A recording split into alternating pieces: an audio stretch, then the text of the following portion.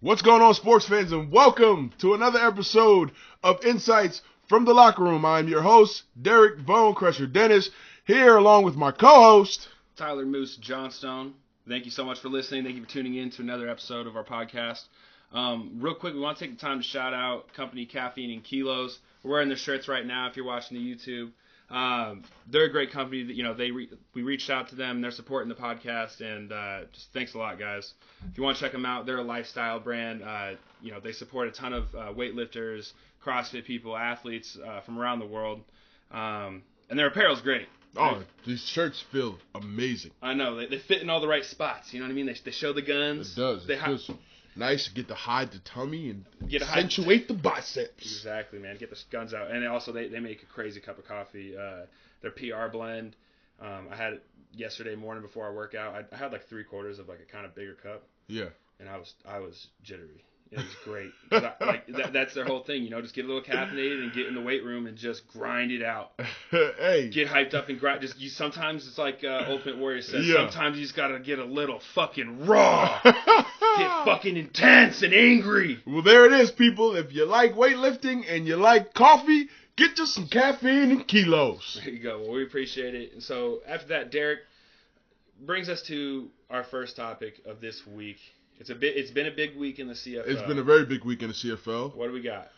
Free agency. Well, the last episode, if you got a chance to listen, we gave some slight predictions on where we thought guys would go, where they wouldn't go, why they would go there, and some tidbits on free agency. It was a little late, even though we released the episode a day before free agency happened, so it was kind of hard to keep up with all the madness. But now, since the first 2 days have gone by and things are starting to calm down, and now the only signings left is the little role players that teams are going to have to fill spots with because they spent a shit ton of money in the last 3 days. Spent all their dollars. All the monies. All the monies is gone. All the dollars are gone. So everybody knows the big dollars went to the quarterbacks, Mike Riley. Which you called. I called Mike Riley going to BC months ago. Like even during the season I called it. I remember before the season ended, I had a tweet, and people who follow me know it.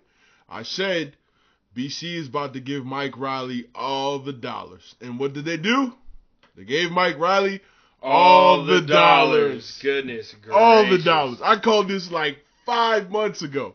So Mike Riley signed a 4-year deal to go back to Vancouver and play for the BC Lions for $2.9 million. Stupid money. Big racks.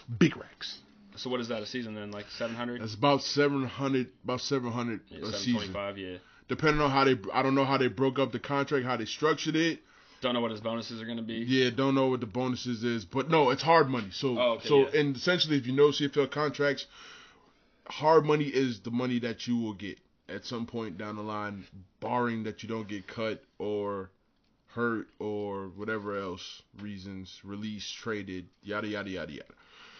Hard money, so $700,000 in hard money means he will get every year $700K. Goo. That deserves a goo. Maybe even a goobity goo for 2. I sent out this tweet too. I remember a certain CFL coach, not gonna say any names, told me that if you want to play in the CFL, you could be great, but you're not gonna make millions of dollars up here. Well, I guess he just meant guys who don't play quarterback.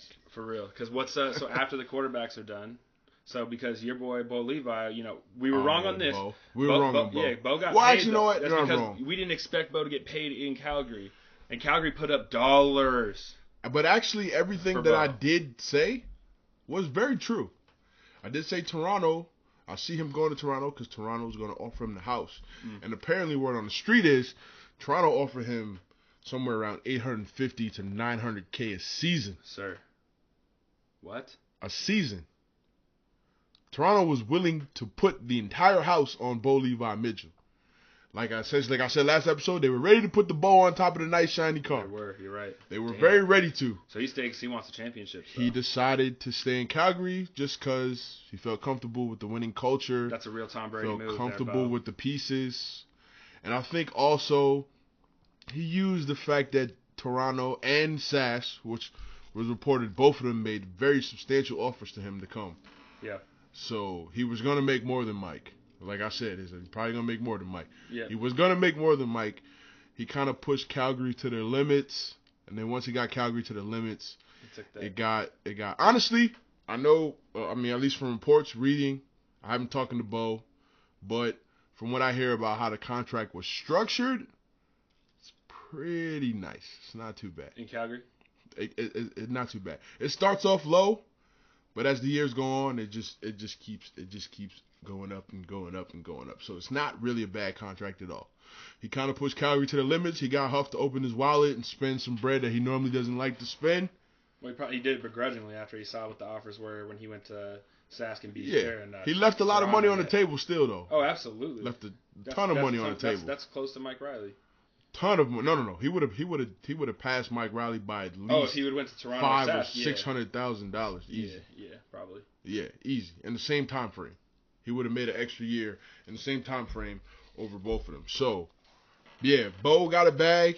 And Trevor Harris got a bag. So since going to Edmonton. Mike didn't go back to Edmonton filled the spot. Woo, they took that money they was going to give Mike, and they splurged, baby. Splurged. They got Trevor. They got Greg Ellingson, who's a top receiver in the league. Yeah. Been a 1,000-yard receiver for the last 3 or 4 years. Yep.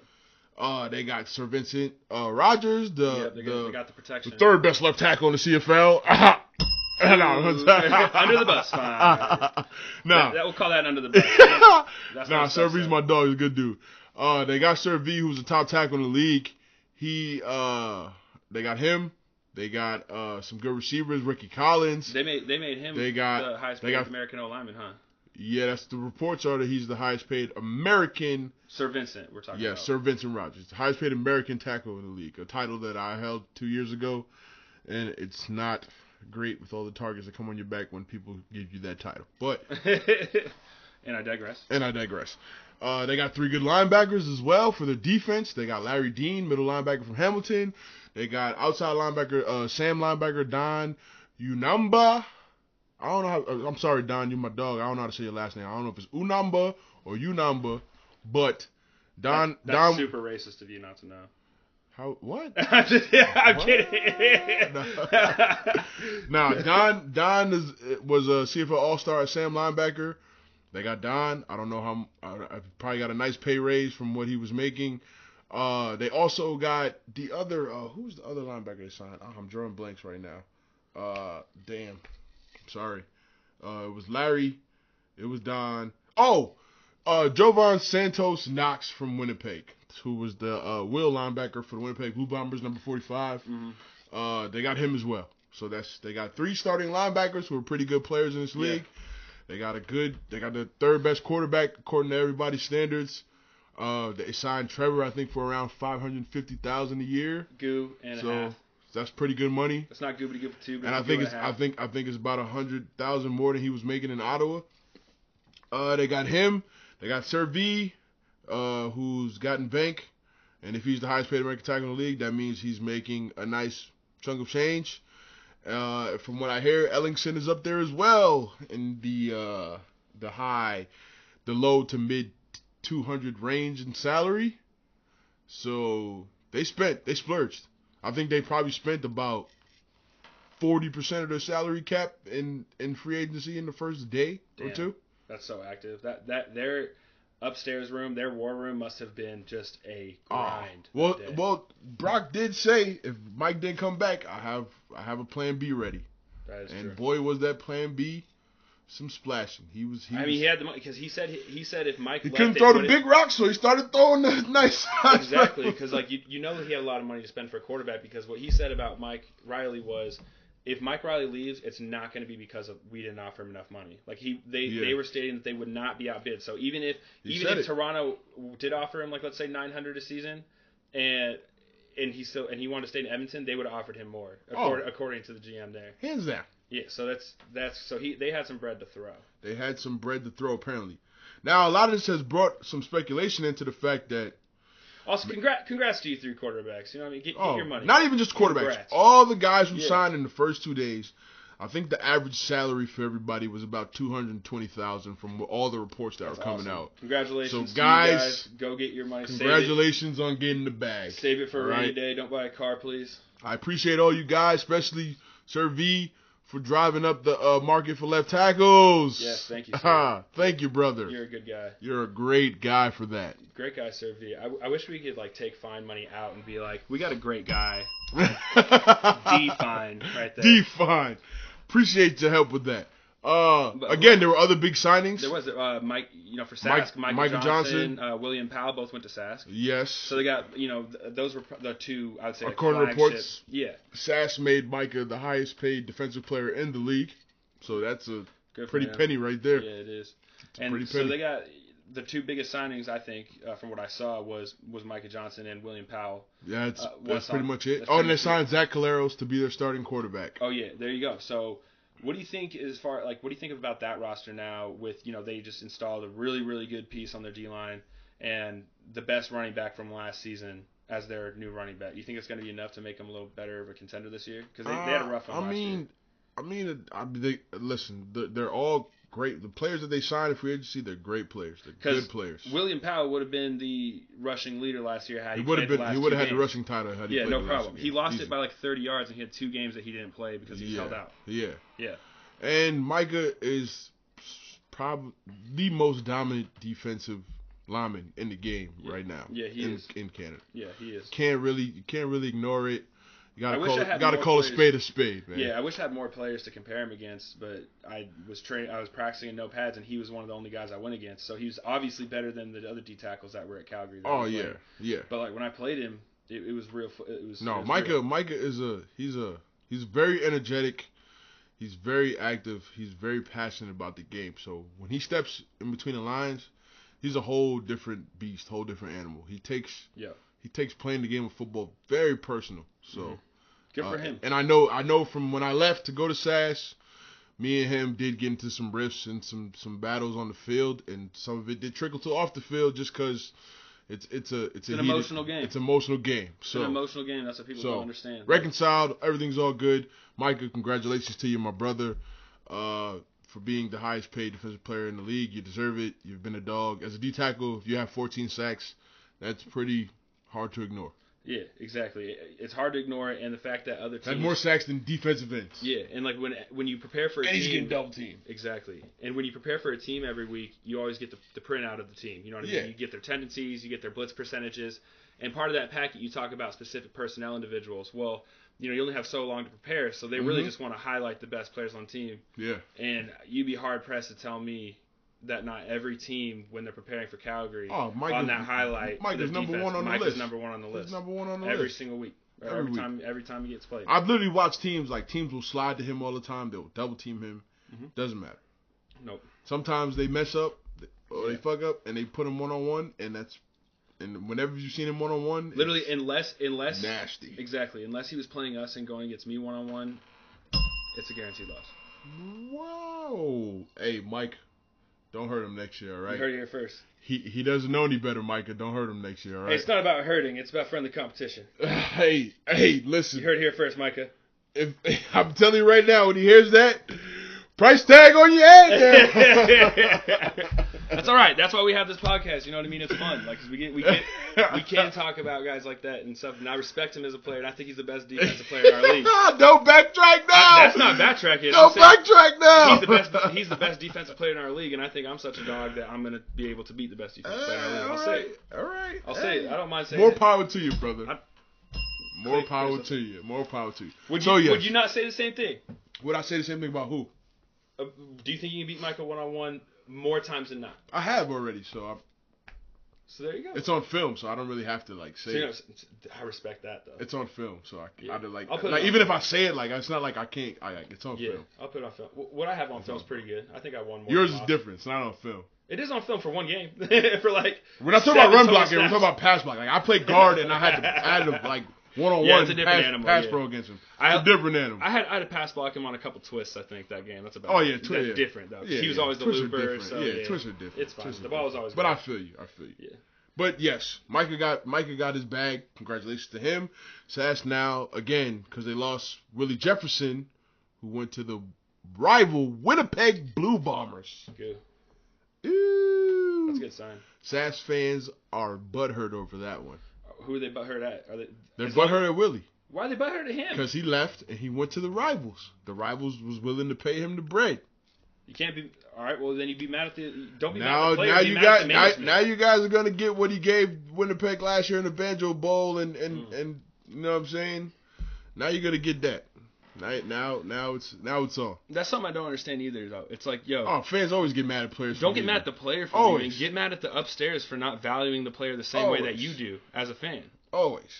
You know, if the values. They got obviously another team valued him higher, and so it's you know it's not his fault. Hey, honestly, I think Sash is at least D-line, at least from because they also signed AC Leonard, who I think is a very good defensive end in this league. Still a little raw, but in terms of pure athleticism, freak. Dude's a converted wide receiver. Yeah, playing defensive end.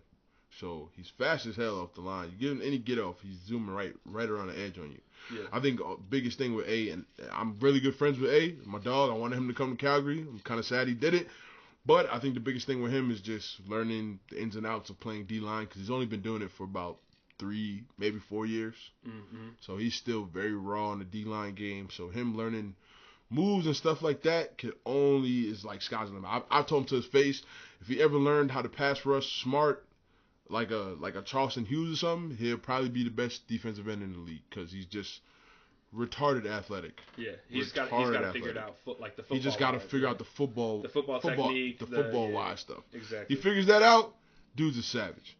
But Sash's D-line currently looking like AC, Zach Evans, who's been a good Canadian D tackle in this league, Micah Johnson, and Charleston Hughes. Woo! It's going to keep some O-lines up at night. Absolutely. That's going to keep some O-lines up at night. It always like sucks when you're preparing.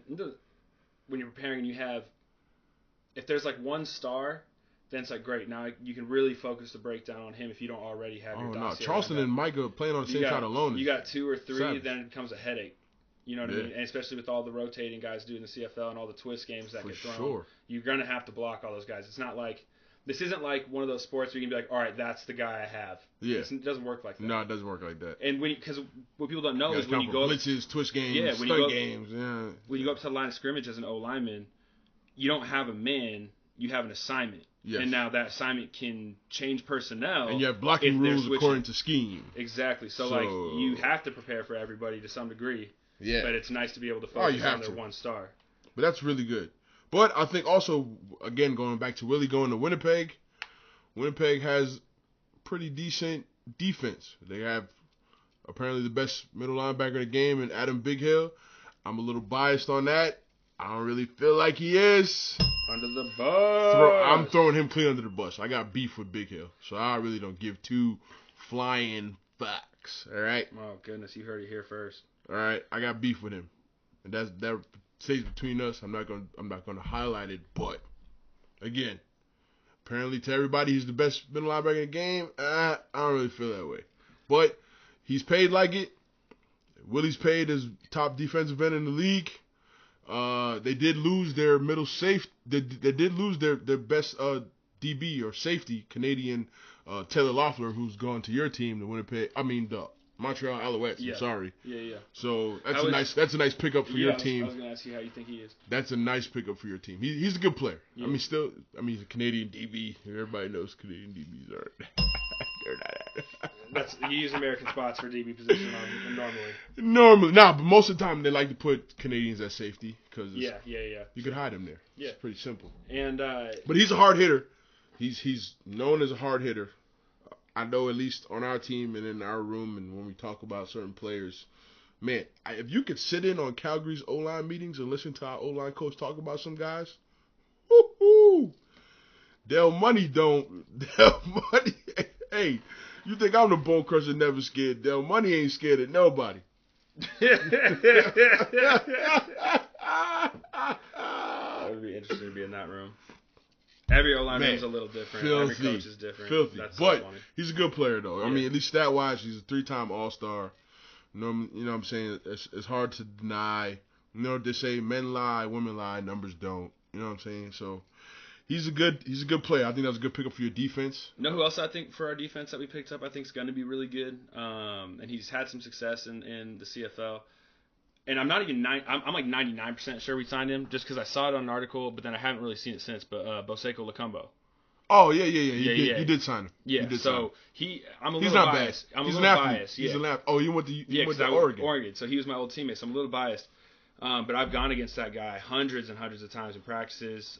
Watched him this year in the CFL. Yeah. And he's just one of those guys, man. Like you feel like there's something that he flies around the field though. He flies, man. He fits UO's MO. Yeah, he does. He's super fast, really athletic, and I think he gives guys some trouble. And I think he's gotten kind of better. He got better throughout this last season. Some guys. So he gives guys trouble. I think that's a good pickup that we had because he's a Canadian citizen as well. Yeah. I think Cavis had. I think what Cavis did in free agency, I think was smart. And for those that don't know, Cavis Reed is Montreal's GM. GM, yes. I think he did a good job of trying to find some good Canadian talent for you guys' team to help with ratio purposes. I agree, and he made a lot of moves with releasing some guys. Yeah. Canadian. Spencer Wilson was a great pickup for your O-line. I think. Oh yeah, I was gonna ask. That's my guy. Yeah, you played with Spencer Wilson. He's a guard, right, or tackle? Guard, tackle, center. Tackle. He plays it all. Plays it all. Which every team needs, and he's Canadian. He's literally the best Swiss Army knife in the CFL, and he's a Canadian, which helps even more. That's big. So we need that on our team too. He can play any spot. He can play left tackle. He can play right tackle. He can play left guard, right guard. He can play center. Smart guy. Then he knows what he needs to do at any position. He's a dog. He's a player. Spencer's. I'm not saying that because I'm biased. I know Spencer's a player. I know him getting a new start with a new team would be good for him because spent 9 years in Calgary. You know when you spend a lot of time with a team, you go from starting to not starting. It's a lot of stuff. Yeah. Going on. I know he's with Calgary for 9 years. 9 years. He didn't even play college football. He came straight from what? From junior. He played the junior league. Yeah. So what he age played with the Colts? 18, 19? I think so. I think he graduated high school. He started playing with the Colts, was working odd-end jobs, and from playing with the Colts and doing well, Calgary signed him, and he's been a Stampeder for 9 years. That's crazy. I didn't realize he was that Spencer, that old of a vet. Spencer, and guys like Dan Clark. He must not be that old then, because he probably he was in the he's league when he was 20. He's 30. Yeah, that's crazy. He's 9 30. years and he's only 30. Yeah, he's 30. That's nuts. Yeah, he's a 9-year vet. Though. He's a great vet, vet to pick up for us. Yeah. Smart dude. He's very smart. He's a great player. Another guy we extended, and it didn't occur until free agency opened up. And I honestly, I didn't expect him to get back. I didn't know we would put up the money for him. Yeah.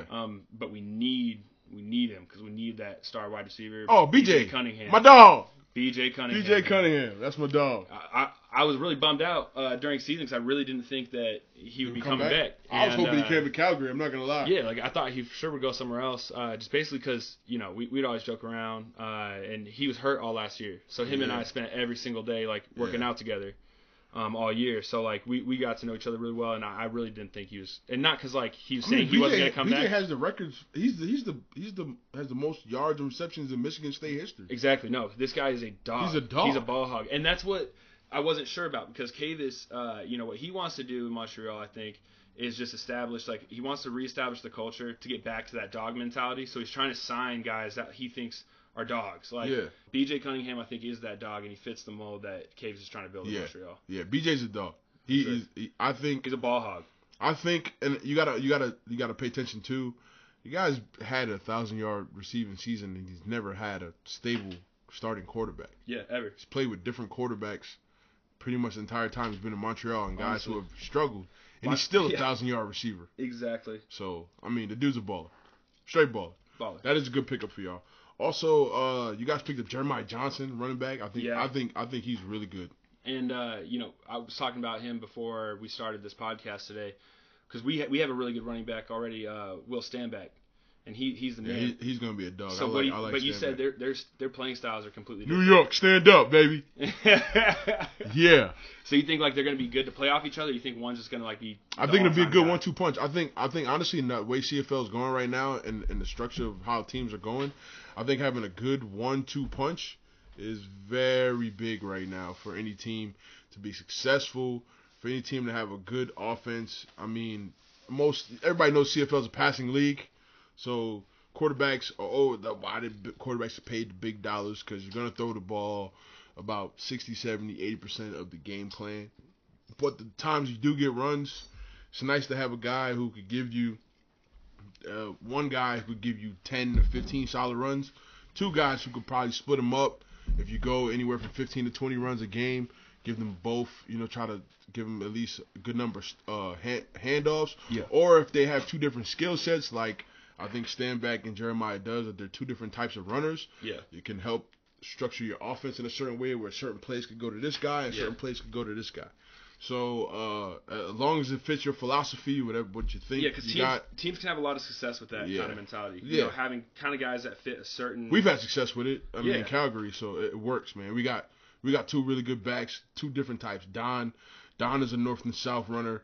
He can run in between the tackles better than anybody in the league right now, in my opinion. But that's just my opinion.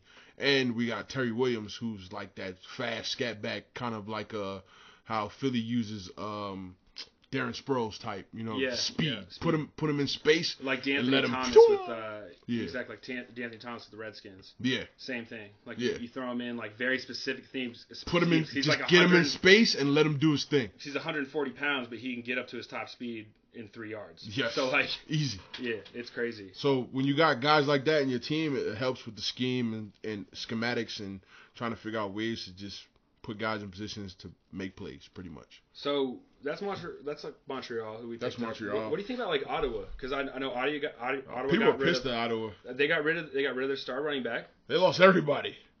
Guys who helped that team, who was an expansion team 3-4 years ago. Yeah. And they've been to the Grey Cup 3 times already. Yeah. Since they started 4 or 5 years ago, they've been to 3 or 4 Grey Cups. Unprecedented. Yeah, for an expansion team at that. That's what I'm saying. That's stupid. So you lost pretty much your entire core. I mean, you had guys signing NFL.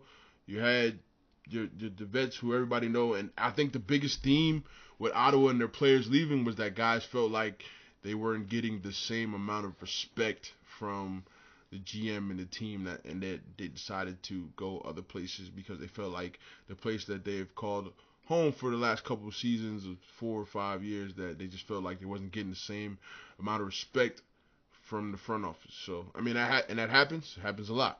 So guys decided to go a place where they knew a guy who worked there with them in the past, and they knew had a great ton of respect for them. So that is why most of them went to Edmonton. Yeah, they signed one of our O linemen, Philippe Gagnon it's hard. Gagnon. Yeah. Gagnon. Yeah, how you don't know how to say your own teammate name? Dude. Former teammate. Super it's French. Yeah. And this guy, super French. I think that'd be a good pickup for him. He's a pretty good Canadian guard. I think he'll be better next season. This season when we had him, he was really solid. He's a really tough guy. He was good at CIS from what I hear. No, bro. I'm telling you, he's a good player. I think he was kind of hobbled up a little bit with his knee this past season. Yeah. Because he wasn't healthy. I can't remember. He tore his ACL, and then he was cleared like several games in the season. So you know when you're first cleared, you're not. Like, yeah, you can go, but it's still not. You're not mentally the same. Yeah. It takes a couple of years. Right. So I think he'll be better this season for them. I think that's a good pickup as a Canadian guard. Yeah. He's a tough guy. They also signed one of your guys. DeVaris Daniels. Yeah, wide receiver. Yeah, wide receiver. DD's a dog. Yeah. That was the other DD that we had. We had 3 DDs. Head coach Dave Dickinson.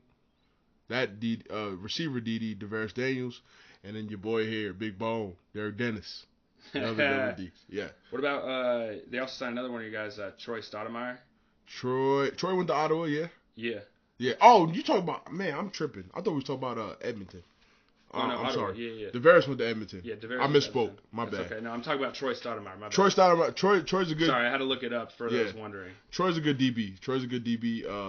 He did a lot of special teams work for us. He started I think 1, maybe 2 games. Mm-hmm. Pretty good. Fast dude, Texas guy. But not he like ran track. Not like a game changer though, like signing. I mean, no, it's a good quality signing. Okay, it's a good quality player to come in, possibly start, give them good reps. I think it's probably why he went there.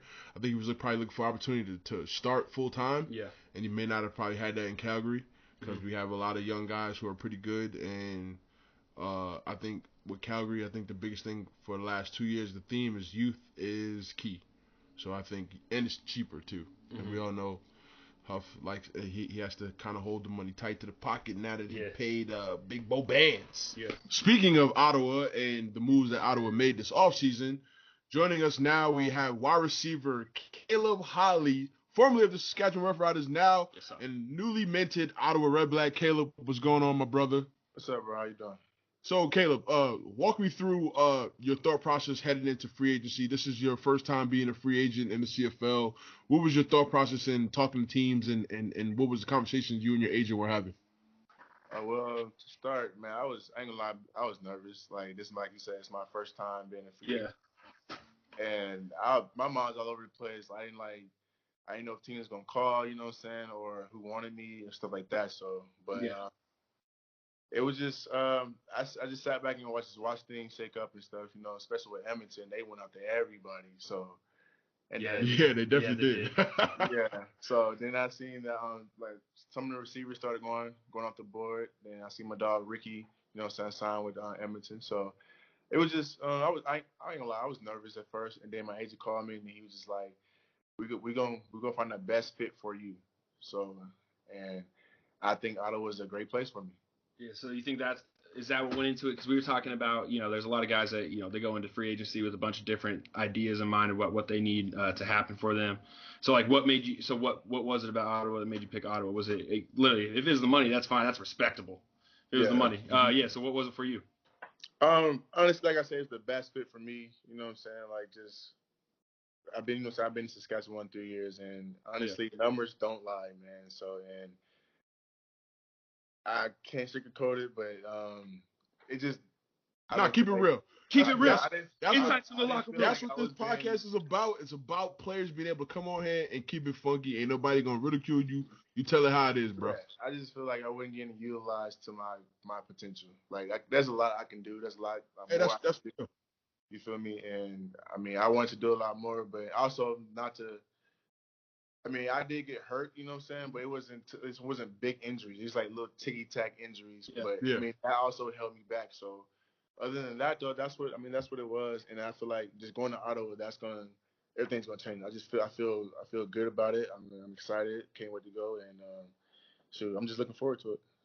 All right, now here's my question. All right. Everybody knows Ottawa. Greg Ellingson is gone. Deontay Spencer's going to the NFL. William Powell's gone. At least in the receiving corps. Two big names that they had last year that got all the yards. Whose spot do you see yourself filling? You see yourself filling Deontay's spot, or you see yourself filling Greg Ellison's spot?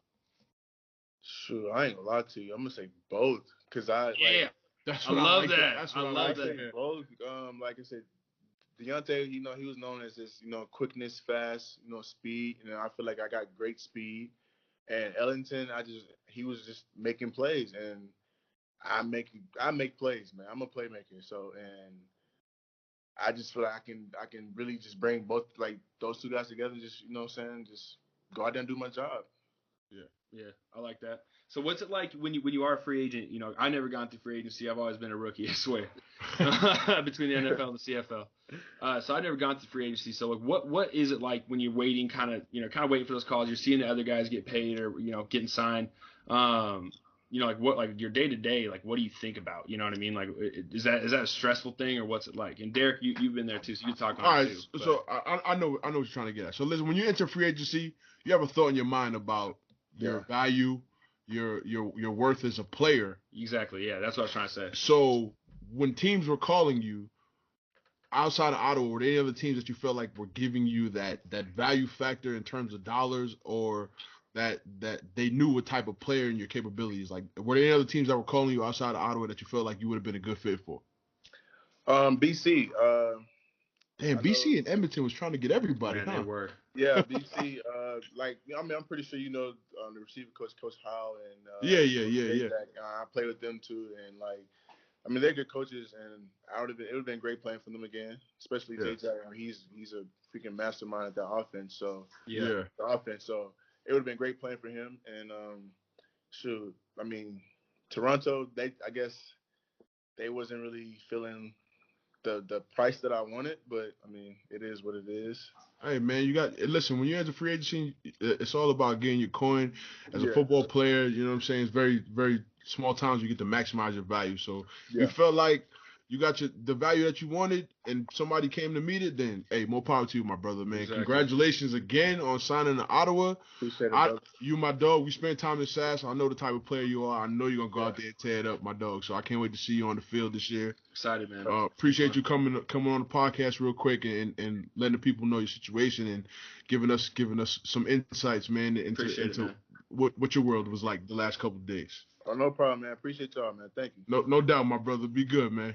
Hey, you too, bro. We've covered we can go through every team if we really wanted to. We've covered the bigger signings, and you were saying, I think you just brought up a good point. He had to cover the bands after he signed Bo for so much. Yeah. And same thing is true for BC Lions after they signed Mike Riley. BC spent too. See, I think that's the thing. I think that's the thing that I'm keeping me optimistic about what the CBA negotiations are going to be. Oh yes, and today is the day that the PA finally sent in the notification to the league to start negotiations. Today is the big day. Today, Friday, February 15th. Yes. So negotiations should start in the next week or two. We'll see how it goes. I don't think it's going to end too quick, but at least it's getting close to that time for them to sit down and start talking about it. Yeah. So, apparently people feel like the money thing has to go up now the way some of these teams are spending in free agency. Yeah, and I think that's why it was a great time to go to that topic because it's literally those dudes got paid so much. And the cap, what was the cap last season? Cap last season was $5.2 million. So if you're paying $5.2 million based off of everybody's salary, but one person, one person is making $725,000. So at BC, that's Mike Riley. He's making I think it's somewhere around that 700. Yeah, so say 70. That's at least 10-15% of the cap. Yeah, so it was 5.3. You said 5.2. 5.2. So that means now you only have 4.5 for the rest of the team. For the rest of the team. That's like damn near 20%. Yeah. Or so, that's like 15%. I don't know. Pretty much. Math, but yeah. It's pretty up there. For one player, when you have to play on the field, what is it? 12 and 12. Yeah, 12. Yeah, so 20. Yeah. 12 and 12. Yeah. So you got 24. You have 24 stars, not to mention guys that just play special 24 starters. Teams. Guys who play special teams. Roster is 46. 44 active. Yep. So you have to find a way to pay 46 guys. And one of them is 15% of all of that. Of all that money. And that's if teams are going off of last year's salary cap, which was 5.2. We don't know what the salary cap is going to be for this season coming up. How much do you think would be fair because we're renegotiating the CBA? I mean, the way teams are spending, I guess they're expecting at least the cap to go up at least, in my opinion, I would say another 1.5. I say it needs to go up 1.5 to 2. Yeah. Because you got to think too, like what we were saying on a bunch of our earlier podcasts about these other leagues starting up for like the American talent. Yeah. All those guys are going to get paid more by going to those leagues instead of the CFL. Well, rookies. Yeah, rookies. Yeah. Rookies at least. Yeah, because rookie minimum in CFL is 54, and then the minimum everywhere else is higher. And so I think league minimum has to go up.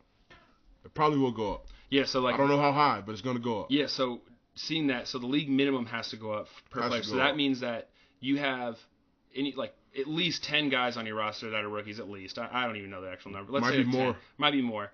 But 10 who now need at least, in order to compete with those leagues, all 10 of those guys need at least a $30,000 to $40,000 increase minimum. 50.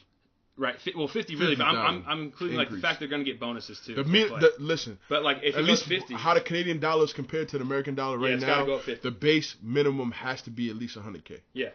So if it's $100K and it increases by 50 for let's say just 90 those 10 guys, minimum, 90 minimum. Which now you might have more than 10 rookies on a team, you might have less. I'm just throwing 10 out there. Yeah.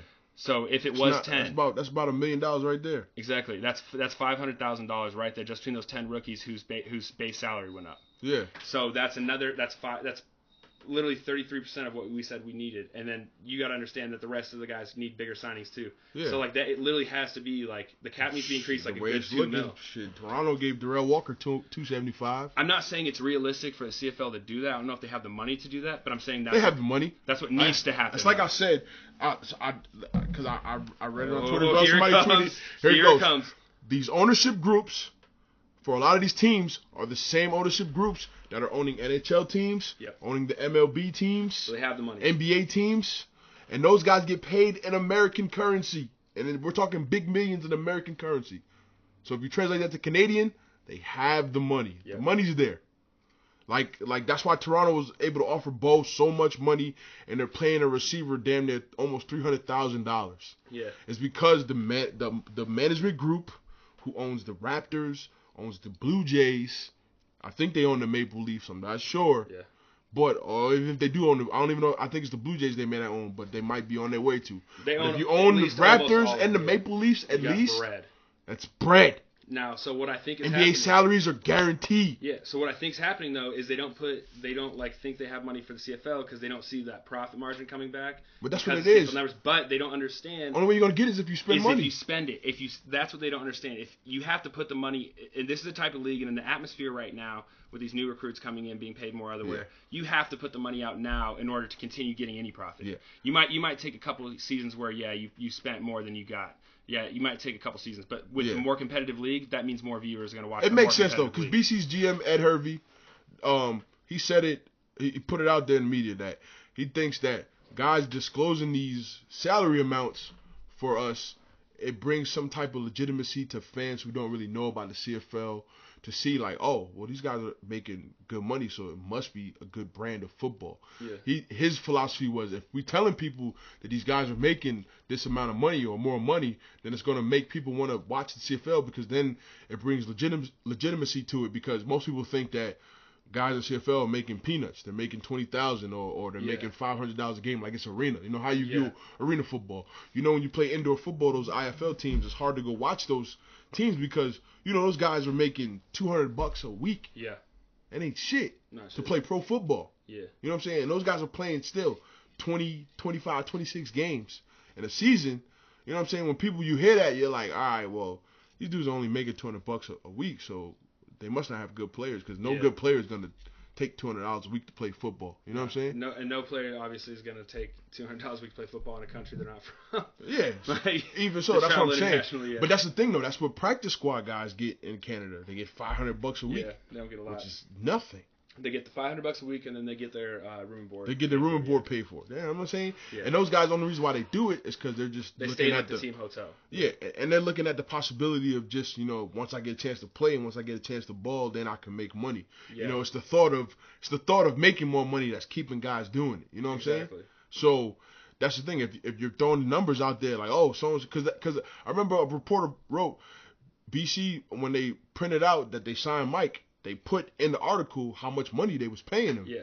And I was like, that's the first time I've ever seen a team disclose how much money they signed a guy for. In a signing announcement. Yeah, in a signing announcement. It's public knowledge anyway, right? Like, yeah. So you can look it up. For some teams, not all teams. Oh, really? Some teams is public. NFL is all public knowledge. It's all public knowledge. Like you can search what any player. In the CFL, some teams are, some teams aren't. See, like I'm in the CFL and I didn't know that. So like I know a lot of fans won't know that. Yeah. That's crazy because like I feel like in the NFL it makes sense because the guys are making so much money and there's so much money involved that you know you want people to know exactly what's going into what money wise. Right. Right, and it keeps transparency among the league. Right. With the CFL, I feel like a lot of times they don't disclose because it's really not that much money compared to like the NFL. Yeah. So I feel like maybe that's why they don't. But like but the money has to go up. I don't have any problem. Yeah. I think the philosophy is to bring in more fans or to bring in people who want to watch it. If we're telling you, hey, we're paying this guy close to, we're paying this guy $3 million to be our quarterback, then it's like, oh, well, these guys are really invested in trying to make sure this team is good, so it must be a good brand of football, so let's go watch it. Yeah. Type of thing. Exactly. So, and that's the thing. You increase the talent, you increase the competitive level of your league, you increase the viewers, you increase the interest. Yeah. Now, if it doesn't go up significantly and this league starts dropping off, well, the only people to blame are the ones that have the pockets to invest. Yeah, man. Just pay the guys the money. And honestly, just give us the fucking money. You're going to get better players. You're going to get a better football product. And that's the thing. If people are going to compare us to the NFL or other football leagues, then make it a clear definitive that the CFL is the best second option. Up the salaries. Since the new American developmental leagues are paying guys $70,000 and a 3-year deal, and the last year of the deal 6 figures in American dollars, you gotta start paying guys more money. And I think that's why in free agency you saw a lot of dudes getting money that's in the 190 to 220 to 250 to 275 to quarterbacks making $5, $6, and $700,000. You know what I'm saying? You got to start. The money legitimizes the players. You know what I'm saying? It legitimizes the work ethic you're gonna get from players, the type of commitment you'll get from players. The more guys that see it down in the States is so and so is making this. You know what I'm saying? I think also too. I think the reason why they're overpaying quarterbacks is to try to convince guys, younger quarterbacks in the States who may say, you know what, I'd rather go play in the AAF and go make 70, 80, 100K. Yeah. And then be like, well, if you're a quarterback in the CFL, you can make $700,000. Like, because 33% of the starting quarterbacks in the CFL are currently making over $500,000. Yes. So that's the only way you could get the guys who don't latch on in the NFL, and it's the next best thing to get them to come up. Exactly, and I agree that's what they're trying to do with the quarterback position. What I think is going to end up happening, though, and which needs to happen, is the rest of everybody else needs to start getting paid more, because you're doing that for one position group, but it's not going to make it more. You got to do it for more. So they're going to make a difference is everybody starts getting paid. Exactly. Everybody got to get paid. And I don't want you guys listening to think that, you know, we're here complaining about money, all this stuff, because I'm locked in. No matter even what happens in this CBA, I'm locked into my minimum. I'm giving you a game. We're giving you a game right now. We're giving you a game because I'm locked into my contract. What we're saying won't affect me. No, it won't affect me neither. He's paid more than minimum. Yeah. It's going to affect the guys that are coming in this season. It's going to affect the rookies this next year. Yeah. And really, you got to be paying guys more. I mean, you got to. That's all it is. You got to. Yeah. That was my riff with a guy in the past, is that just because you're making a lot of money, especially for the big name guys who are now making a lot of money, you know what I'm saying? It's good for the big name guys to make that money, but we also have to think about other guys that's coming up, the younger guys on the team, the guys who may want to come up to CFL. If we can set a precedent, it's only going to make the league even better. It's going to make the league bigger, better, stronger, as Mr. Ambrosi likes to say. His CFL 2.0 initiative with trying to help with marketing and bringing in new talent and looking for talent in other countries, yada, yada, and all that other bullshit. Yeah. I think if you pay the players more money, put more money into marketing, the league's going to get bigger. It's going to get better. Exactly. Now, also, another aspect is adding this 10th team in Halifax or Moncton or in the. I honestly, I didn't even hear about that. You didn't know that they're trying to add a 10th team? No. So they're bringing the Atlantic schooners. I don't know how to say it. Schooners. I think it's schooners. I don't know how to say that. Yeah. It's a boat. But yeah, if they could add the 10th team and up the salary cap, add more players, I think it helps the league as well. Yeah, I think getting that stadium funding and all that shit down packed for the 10th team, I think is a big thing too. I think if they could get that solved and get that figured out, it'll help the league as well. I agree. And it's another untapped market in Canada that's starving for some CFL football. Because I think Toronto and is it Toronto and Hamilton, or is it Toronto and Montreal that's playing a game out there this year? It's you guys. Yeah. So it's you guys versus Toronto that's playing the Atlantic game or whatever. Yep. Yeah. So and we're playing that in No, I was just playing the Pandemic last night. I was about to say Luxembourg. Yeah. I was playing Pandemic. No, God, where are we playing? I think it's either Halifax or Moncton. I think it's Moncton. It's Moncton. Yeah. Yeah. Okay. So that sounds familiar. Yeah, and one of those two cities, you guys are gonna play a game next year to help build that excitement for Atlantic football and adding a 10th team. So again, I hope you guys go out there and you put on a great product. Hope you guys can go out there and be typical Montreal and typical Toronto and just shit the bed. We have good games against each other. Well, yeah. I guess entertaining games. I guess if you like playing in the basement bowl. Oh my. Under the bus, fine, sir. That was uncalled for. We're going to have a better team this year. I already said on Twitter, and I stand by, we're going to have 10 wins this year. Or more. We're going to have double-digit wins this year. Not to disrespect Montreal and Toronto, Tyler calling it the basement bowl. But we know it is what it is. But I think that game, you guys go in there, put on a great show. Yeah. Is going to help build excitement in that area. And if they could figure out the stadium costs and making it cheaper and putting it in a great location, I think adding the 10th team as well will help with CBA negotiations, with the league getting a bigger, better brand. And as long as they come in with the money. And the last topic that we're going to talk about is the medical, the health, the coverage, the Talking about player CBA. safety. Yeah, and that's a big topic for the CBA. Super big topic, and it's a big topic right now in the league, right now in the news, and a lot of players are starting to come out and basically say, CFL, you ain't doing enough for us. Guys are out there putting their body, their livelihoods, their life, careers. their future, you know what I'm saying? Future, being able to play with your kids growing up and not being all crickety in the ricochet, being able to pay for medical bills once you're done playing, because everybody knows this game doesn't love you as long as you love it. No, like take me for example. I will. It's not a matter of if I'm going to get a knee replacement. It's when. Yeah. Like if after football, where it stands now, if after football I don't drop down to like 230, 245, I'll need a knee replacement by like 45. Now if I lose that weight, I won't need one until I'm like 55. Yeah. The fact of the matter is, I'm getting a knee replacement at some point due to football. At some point in time. Yeah. So it's I don't know what I'm gonna have. I'm gonna have all types of. Exactly. I already got an ACL. Yep. Terrible knee. This year, I had to get my entire bursa sac and some extra bone shaved out of my knee. I basically played the entire season with extra bone in my knee causing pain and swelling. Literally had to get my leg drained once a week for the first, I think, 8 to 9 weeks of the season. That sucks. And they were draining, almost cc's? 200 cc's of fluid out of my leg. A week? A week. Holy shit. I played pretty much the half the season having to get 130 to 170 cc's of fluid pulled out of my leg. So just for anybody that doesn't know like what that means, basically like me, I don't know what everybody's knees are different. Like mine doesn't take a lot of swelling very well, so it's like it usually gets out on its own a lot. But if I get drained, usually I get like 60 to 70 cc's. And if that before my draining, the reason I'm getting it drained is because my muscles don't work in my leg. Like my quad doesn't fire. Too much blood in one spot. You can't operate. It doesn't bend causing well, muscle obviously. tightness. Yeah, so pain. You can't have swelling or else your muscles aren't going to work. Bro. Fact of the matter. So like, and that's what's big. So being taken care of, after football is all said and done, is an important topic for players, obviously. And the CFL, I mean, just let's call a spade, isn't very good at taking care of medical players. coverage.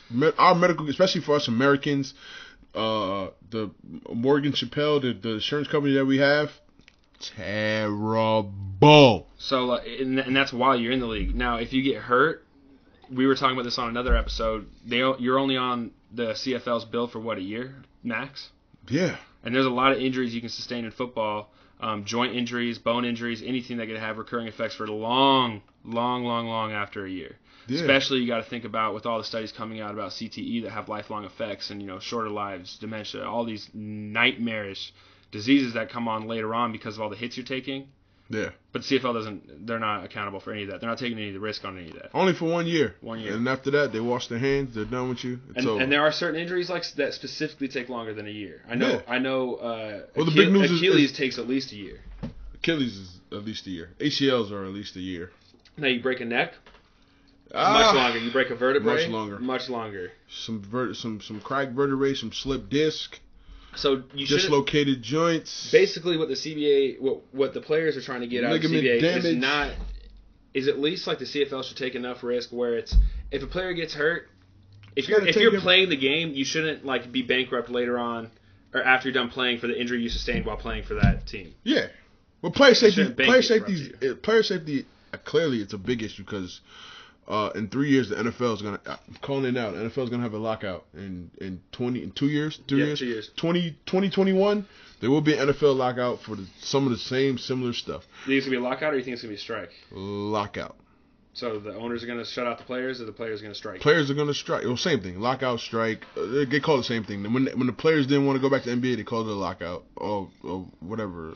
Yeah. Yeah. So, in the NFL, there's gonna be a strike. Players want more, and you're going, wow, NFL players think they deserve more? Yes. Doesn't matter the dollar amounts that they make or whatever. Fair is fair. Yeah, exactly. Good treatment is good treatment. Doesn't matter if you're making 10, 20, 50, 40, 60, 80, 100, $200 million.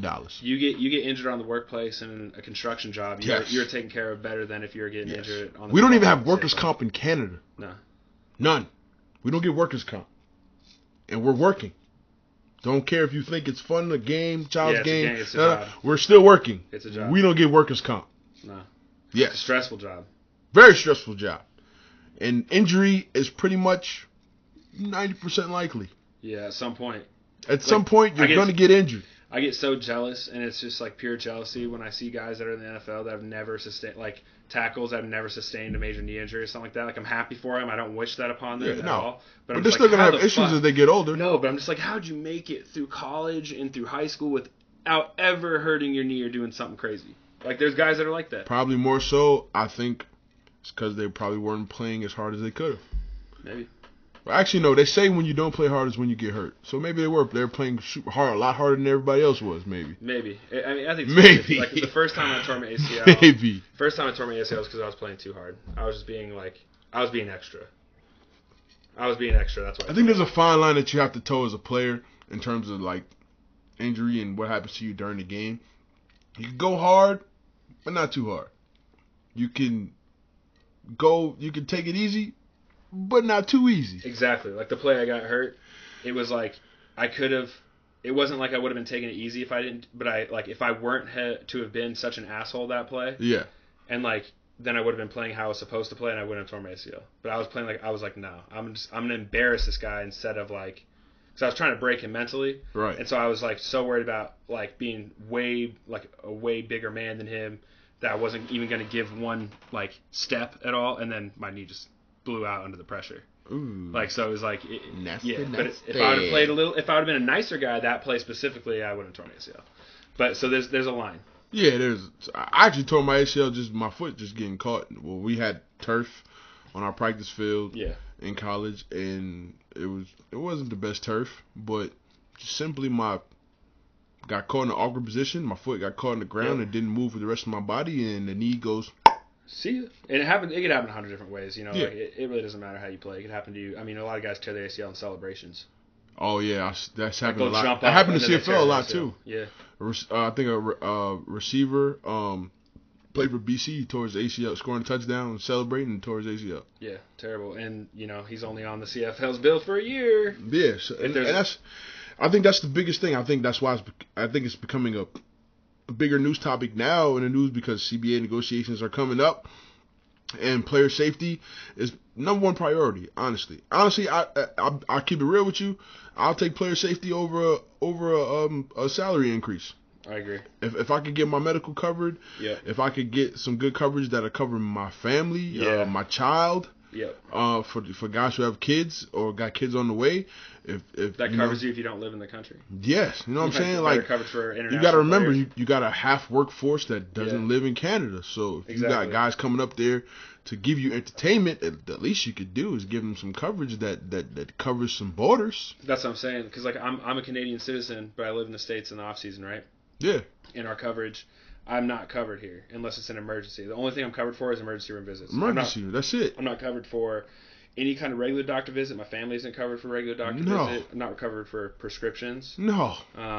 Nothing. Nothing. Not a thing. And we spent 6 months here. Exactly. So stuff happens. Shit happens. So that's something that's going to be interesting. I feel like they might make some headway with that. They have to, man. They have to, man. Player safety is big. And again, for all you naysayers who think that we live the most lavish life in the world, I dare you to come live this life for a little bit and see where we're coming from. Exactly. The grass always seems greener. Always, man. We put our bodies, our minds on the line for entertainment. And you brought up a point a second ago, and it's a good point, in talking about how a lot of people are like, oh, well, they're whining, they get to play a game for a living, and it's like, yeah, we don't hate our day jobs like a lot of people working a 9-to-5 do. I don't hate my day job. I don't hate my day job. No, I love playing football. Don't get me wrong. I love it. But just because I love it doesn't mean that it's not one of the riskiest professions you can have health-wise. Yeah. Doesn't mean it's not one of the most stressful jobs you can have. Yes. It's so stressful. Any day, it's super stressful. There's very few jobs out there where your performance is analyzed every single day where it could be a cut or not situation. Yeah. That's football. It's stressful. We know we're blessed, all right? You don't have to keep telling us. We know firsthand we are blessed. We're fortunate. We have great opportunity in front of us. We know that. You don't have to keep reminding us of that. No. But, again, fair is fair.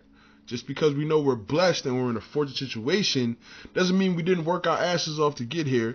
Doesn't mean that we're not talented enough to do what we do, because if it was easy, everybody would be fucking doing it. Exactly. That's but we still need what's basic necessities. Yep. If we're going to play a dangerous gladiator sport, cover the guys. Give us medical benefits. Give us medical benefits that goes well beyond the playing days. Yeah. I mean, NFL's got great coverage.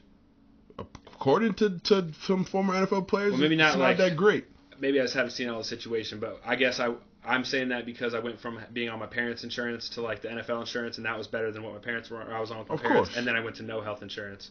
So it's like, now I'm looking at it like, damn, NFL had pretty nice. That's the thing. NFL had nice insurance as long as you're in NFL. As long as you're not going to be in NFL forever. Nope. And the second you're off a team, you're and all the stuff that goes on with you during your time in NFL goes well beyond the playing days. Absolutely. Anything that happens to us goes well beyond the playing days. Yep.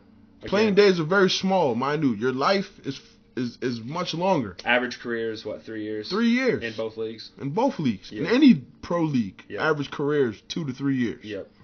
So much overturned bodies coming in and out, in and out, in and out, in and out. You gotta think. And it's all for entertainment. That's what it is. These owners are sitting back, old, happy, and getting richer. And loving when they're seeing fans saying the players are spoiled. The owners love seeing that. And they're the most spoiled people in the thing. And it's like, why are you... And again, like, when the fans are mad at the players for saying, like, they're spoiled and stuff like that, it's like... Owners never get bad press from fans. It's like, yo, do you just realize that you were saying that the players are spoiled for wanting to be protected while the owners are the billionaires that aren't making it and they got all protection. It's the same thing that goes on like U.S. politics. You got all these people. I know that's a 180, but no, you have all these people going like you see what Trump did today? That's what I'm saying. You follow political views, and it's like the people that you follow are only making it better for themselves. They're only the tax cuts that happened in the U.S. this last year only helped like the billionaires. The billionaires. It didn't help anybody else. Like you can't even write off like your agent fees anymore. Like if you're a football player. No, you can't. No, they screwed over guys like that. Yeah. And, you can't write off agent fees. You can't write off buying gear no more. You can't write off none of that. It's the same stuff idea. That we used to always write off. We can't write off none of that, and we get charged for all that stuff. No, it's you have people that are unaffected by the money involved in the CFL that are saying that players are getting. Yeah. Are being ridiculous for not being too much, but really it's the owners being ridiculous for not putting out enough money. Yeah, it's the old sheep against the ram argument. Mm-hmm. Owners are the ram, players are the sheep. People would rather skin the sheep than skin the ram. I've never heard that analogy, and I love it. I'm gonna adopt that. It's gonna be my new Instagram bio. New Instagram ram. New Instagram bio. Ram versus the sheep. Follow me at Instagram. You're gonna see it. Ram versus sheep. At Ty Johnstone on Instagram. But hey, everyone. We really appreciate you tuning in again. This has been episode 5 of Insights from the Locker Room. Yes, man. We are like 50 listens away from hitting 1,000 listens on SoundCloud. Yes. And so that's major with only 4 episodes before this one releases. And for so a very, thank you. Very young podcast. Yeah, so thank you so much for that support. We really appreciate it. For all the people who look forward to listening every week, for all the people who like to give us tidbits, feedback, topics that they want to hear, it's greatly appreciated for everything. We love you guys, and again, don't be afraid. Follow us on Twitter at Insights from LR. Follow us on Instagram at Insights from the Locker Room _ Follow us on YouTube. Just go to Insights, search Insights. Just search Insights from the Locker Room for video. Subscribe to that page. Subscribe, listen. And if there's anything you want to hear, anything you want to add, anything you want to talk about, we'll feature your questions. We'll feature your comments. The episode's only going to get better. We love talking to you guys. Love it. So only going to get better. We appreciate it. That's signing off from me, Tyler Moose Johnstone. But thank you again, Derek Bone Crusher Dennis. Thanks for listening. Take care. Have a great rest of your week, and we will see you next time.